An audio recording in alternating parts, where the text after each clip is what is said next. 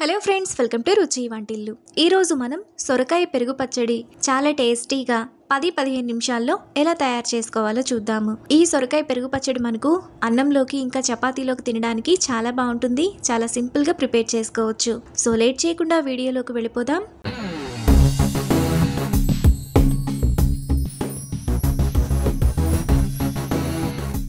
ముందుగా సొరకాయ పెరుగు పచ్చడి చేసుకోవడానికి స్టవ్ మీద పాన్ పెట్టుకొని అందులో 200 గ్రాముల సొరకాయను పైన చెక్కు తీసుకొని ఇలా చిన్న చిన్న ముక్కలుగా కట్ చేసుకొని వేసుకోవాలి. ఇప్పుడు పావు గ్లాస్ కంటే కొంచెం తక్కువ నీళ్లు పోసుకొని మూత పెట్టి 5 నిమిషాల పాటు మీడియం ఫ్లేమ్లో ఉడకనివ్వాలి. 5 నిమిషాల తర్వాత సొరకాయ మనకు ఈ విధంగా ఉడికిపోతుంది. ఇప్పుడు స్టవ్ ఆఫ్ చేసుకొని కొద్దిగా చల్లారనివ్వాలి. సొరకాయ చల్లారే లోపల మిక్సీ జార్ తీసుకొని అందులో 2 ఇంచుల అల్లం ముక్క, 6 వెల్లుల్లి రెబ్బలు, 2 పచ్చిమిరపకాయలు, పావు కట్ట కొత్తిమీర, పావు టీ స్పూన్ మిరియాలు వేసుకొని బరకగా మిక్సీ వేసుకోవాలి.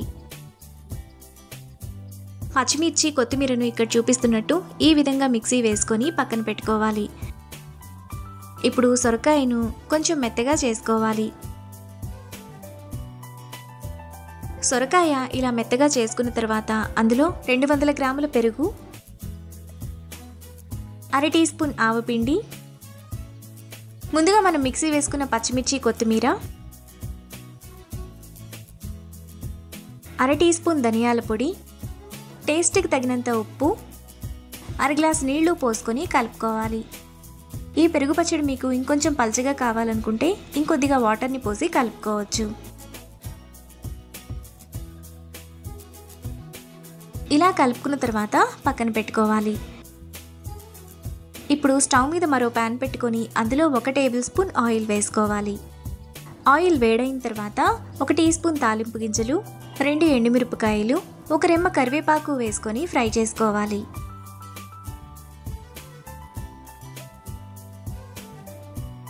తాలింపు వేగిన తర్వాత పావు టీ స్పూన్ పసుపు, పావు టీ స్పూన్ ఇంగువ వేసుకొని ఒకసారి కలిపి పెరుగులో వేసుకొని కలుపుకోవాలి.